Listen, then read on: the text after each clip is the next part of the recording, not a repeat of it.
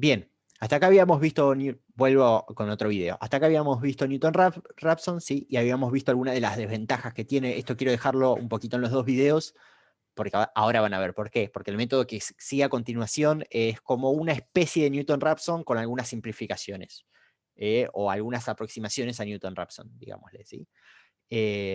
Dijimos que Newton-Raphson tiene la desventaja grande que es costoso numéricamente, ¿sí?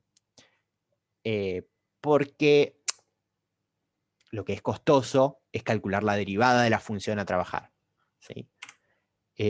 Entonces, hay una propuesta de solución a esto que nos permite, o nos da un método que nos va a permitir encontrar los ceros de funciones, ¿sí? No siempre, pero sí siempre y cuando el método converja, sin la necesidad de calcular una derivada, ¿sí? Y la idea es aproximar la derivada como un cociente incremental. ¿Qué quiere decir esto? Si se acuerdan ustedes, la derivada es el límite de f de x, x más delta x menos f de x, todo dividido en delta x, o expresada así, ¿no? Si la expresas así, acá falta el límite de x en y menos 1 menos x en y tendiendo a 0, o de x en y menos 1 tendiendo a xy, es lo mismo, ¿sí? Pero si nosotros quitamos ese límite, estamos aproximando la derivada con lo que se llama un cociente incremental. Un cociente incremental básicamente es el delta f sobre el delta x, ¿sí? Este método, que se llama el método de la secante, hace eso, aproxima la derivada sin calcular ese límite o sin hacer este delta muy, muy chiquito, prácticamente cero, como uno requeriría en una derivada, ¿sí? Se llama el método de la secante porque cuando el límite de ese delta no tiende a cero, lo que vos tenés ya no es más la recta tangente a la función, sino que es la recta secante a la función en los dos puntos en los cuales estás trabajando. Una recta secante es una recta que pasa por dos puntos de la función, ¿sí? Cabe aclarar que la recta tangente es tangente a la función en el entorno del punto, pero podría cortar a la función en otros puntos. Pero bueno, acá básicamente la secante es, yo la trabajo en dos puntos y la recta esa toca esos dos puntos. Entonces la idea es exactamente la misma. La única diferencia es que ahora en vez de usar la derivada utilizo esta expresión. Y si ahora despejo, lo mismo que despejaba antes, voy a llegar a esta otra expresión para calcular mi nuevo x en función de mi x viejo, ¿sí? Fíjense que acá me aparece esta expresión que está acá, es esta expresión que está acá, dada vuelta, ¿sí? Xy menos 1 menos xy aparece arriba y f de xy menos 1 menos f de xy aparece abajo, ¿sí? O sea, si vamos a Newton un segundo, esta expresión que está acá lo que hice fue reemplazar la derivada por el cociente incremental, que es todo este término, ¿sí? Este es el término que acá dijimos que es aproximadamente igual, vamos a poner así, a 1 sobre la derivada. 1 sobre f', ¿no? ¿Se entiende eso? Reemplacé la derivada por la aproximación de la derivada, pero la derivada de Newton-Raphson aparecía dividiendo. Y acá, como estaba dividiendo, tengo que dar vuelta a esta, que es la aproximación. ¿Sí? ¿Se entiende? ¿La idea se entiende? Más o menos. ¿Podría volver a explicarlo, por favor? Bien. Yo entendí que no necesita la derivada, ¿puede ser? Es todo lo que necesitas entender. Este método es igual a Newton-Raphson o casi igual, pero no necesita la derivada. ¿Por qué no necesitas la derivada? Porque la reemplazás por la aproximación a la derivada. ¿Qué aproximación? El cociente incremental. El cociente incremental es agarrar la definición de derivada y tachar el límite.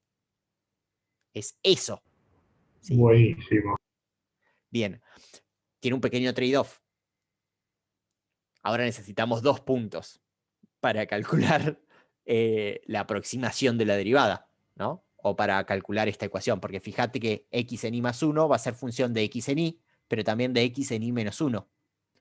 O sea, de mi candidato a raíz actual y mi candidato a raíz anterior.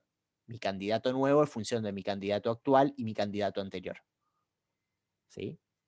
Entonces, básicamente, el problema es que ahora necesitamos 2 puntos o 2 condiciones iniciales. Pero bueno, esas 2 condiciones iniciales es como elegís una y la otra la pones cerca. ¿Qué tan cerca? Lo más cerca que vos quieras, ¿sí? Si yo digo que mi condición inicial es 4, como en este caso, x0 igual 4, digo que x1 es 5. ¿Por qué? Porque se me cantó ponerla un punto más lejos allá. Lo ideal sería ponerla más cerca.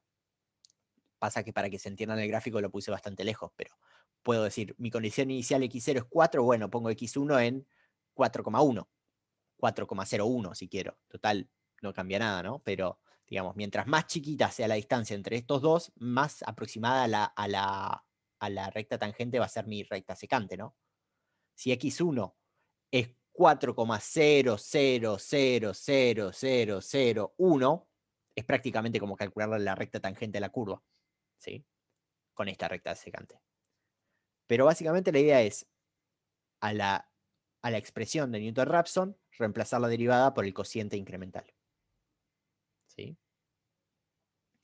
Bueno, también tenemos un ejemplo. También tenemos el video, ¿sí? Secante. Vamos con el video primero. ¿Sí? Si yo tengo la función, elijo mis condiciones iniciales. Recuerden que ahora son dos condiciones iniciales. Fíjense que acá las pongo más cerca y las evalúo las dos. ¿Sí? Con esas dos condiciones iniciales, lo que voy a hacer es calcular la recta tangente, la recta, perdón, secante ahora, que es la recta que pasa por esas dos condiciones iniciales, y voy a buscar el punto donde esa recta toca con el eje de coordenadas. ¿Sí? Ese punto está acá, y ahora lo que voy a hacer es tomar el segundo punto, digamos al que llamé x1, y este candidato nuevo que es x2, ¿sí?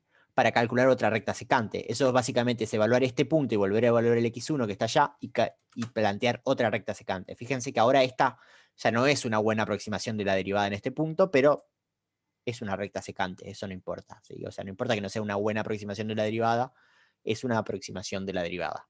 No la mejor, pero es una aproximación de la derivada. ¿Sí?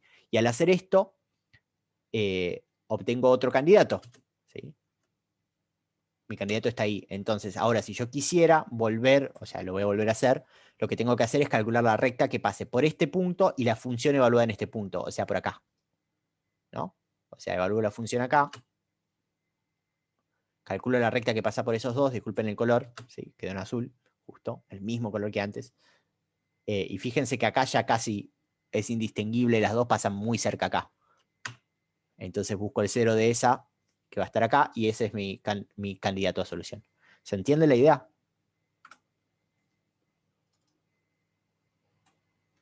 Sí, se entiende.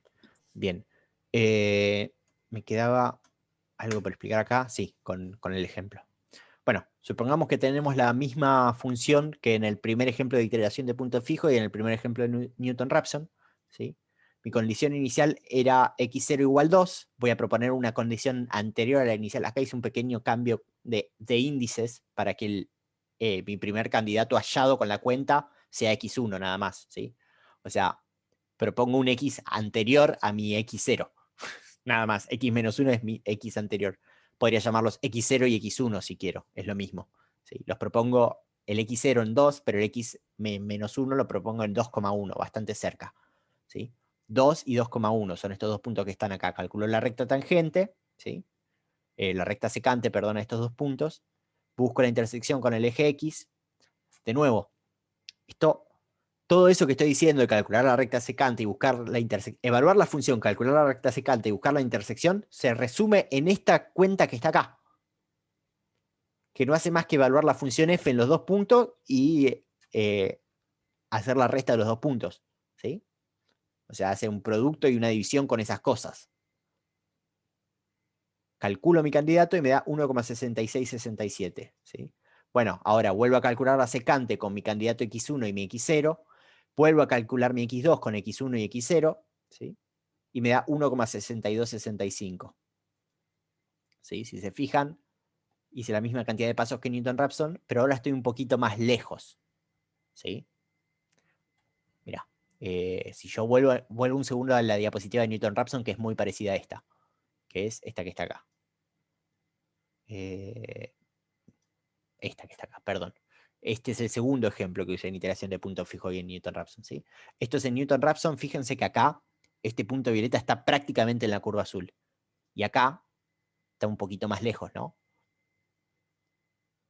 Las escalas son, incluso, bueno, Esta escala está un poco más grande, pero se entiende que estoy un poquito más lejos, ¿no? Esto es porque en general, como no estoy usando la derivada exacta, sino aproximando la derivada con una secante, el desempeño del algoritmo va a ser un poco peor. ¿Sí? Ese es lo que se suele llamar un trade-off o compromiso de diseño. ¿Sí? Es básicamente algo a lo que uno tiene que renunciar en favor de ganar en otra cosa. ¿En qué? En no tener que calcular una derivada de una función que puede ser horrible. Y eso es buenísimo, porque yo ya me desligo de la derivada y digo, bueno, está, uso este método, que es el método de la secante, yo sé que va a andar un poquito peor, por ahí tengo que hacer alguna iteración más que antes, pero ya no tuve que calcular una derivada. No sé ustedes, a mí lo de no tener que calcular cosas a mano me convence bastante. Ya de por sí. Así que nada. Bueno, respecto al método de la secante, las consideraciones son que ahora el método no utiliza el cálculo de la derivada, por lo cual mejor, ¿sí? Requiere de dos condiciones iniciales, ¿sí? Y bueno, en general o en particular uno pone estas dos condiciones iniciales cerca y estas dos condiciones iniciales pueden caer del mismo lado de la raíz, ¿sí? O sea, si bien es un método que utiliza dos condiciones iniciales, yo no necesito ahora que las dos condiciones iniciales estén una de cada lado de la raíz, como el método de la bisección o el método de la falsa posición, ¿sí? Pero si ustedes prestan atención a este método y eligiesen los puntos para calcular la secante, uno de cada lado de la raíz, se van a dar cuenta que este método es la misma idea que aplicamos en el método de la falsa posición. Porque tengo los dos puntos, trazo la recta entre esos dos puntos, busco el cero de esa recta con el origen de coordenadas. ¿Sí? ¿Se entiende? No solo eso, sino que esta expresión que está acá es la misma o casi la misma que en el método de la bisección. Si me esperan, abro la otra diapositiva y les muestro. Clase 4.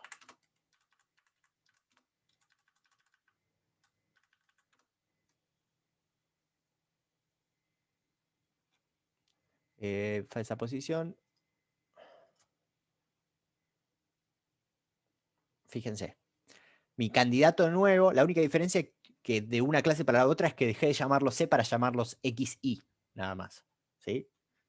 Mi candidato nuevo es igual a mi candidato viejo más la función evaluada en el A por B menos A sobre F de A menos F de B. La única diferencia acá también un signo, ¿no? Que es si sacamos factor común menos 1 de abajo, me cambia este signo. Tengo una forma de cambiar fácil entre diapositivas, ¿no? Un segundo. ¿Sí? Acá tengo un signo más y acá un signo menos, pero F de A menos F de B. Y acá tengo, o sea, acá tengo arriba B menos A y abajo A menos B. Y acá tengo siempre B menos A y B menos A. Por eso tengo el menos acá. ¿Sí? Pero la ecuación es la misma, ¿sí? Siéntense y miren un rato, le cambié las letras nada más, y algún signo, pero la ecuación es exactamente la misma para los dos ejercicios. O sea, el método de la secante es igual al método de la falsa posición. La única diferencia o la diferencia fundamental por la cual se lo llama distinto es porque el método de la secante se aplica o se suele aplicar con condiciones que están una muy cerca de la otra, ¿sí? Y sin la necesidad de que una condición esté de un lado y la otra del otro de la raíz. ¿Sí? O sea, que la función evaluada en un punto sea positiva y que en otro sea negativa. No, acá la función evaluada en los dos puntos, que son mis condiciones iniciales, puede ser positiva, puede ser negativa, da lo mismo. El método va a funcionar bien siempre y cuando, bueno, tengamos cuidado de que no nos toque alguna función como en el caso de Newton-Raphson, ¿sí? Porque si tenemos una función de este estilo, probablemente el método no ande muy bien. Pero en principio las cuentas de los dos métodos son lo mismo, se llaman distintos porque la idea de la cual surge el método es distinta. ¿Sí? ¿Se entiende eso?